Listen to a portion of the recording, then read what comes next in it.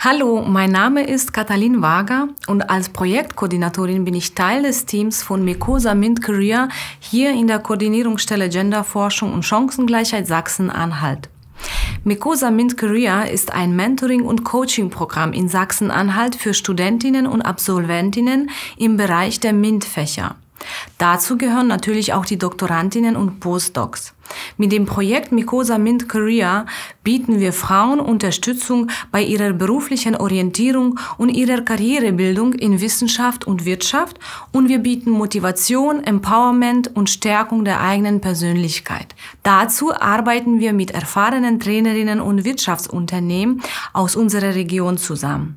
Wir laden Frauen aller Kulturen aus dem MINT-Bereich ein, Teil unserer Mekosa-Community zu werden, um in den nächsten 2,5 Jahren die Vorteile des Projekts kostenfrei zu nutzen, Kontakte mit regionalen Unternehmen zu knüpfen und Perspektiven für eine erfolgreiche Karriere in Sachsen-Anhalt zu schaffen. Das Projekt beinhaltet Workshops, Trainings, Coaching, Mentoring und Networking. Die Reisekosten hierfür können erstattet werden und die Teilnahme ist für alle Angebote kostenfrei. In den Workshops und Trainings geht es zum Beispiel um Themen wie Konfliktmanagement, Bewerbungstraining, Karriereplanung, Gender und Diversity oder Führungskompetenzen. Beim Coaching handelt es sich um einen individuellen Beratungs- und Unterstützungsprozess. Mit dem Mentoring wollen wir einen Austausch zwischen erfahrenen Fachkräften, Mentorinnen und Frauen aus dem MINT-Bereich, Mentees, ermöglichen.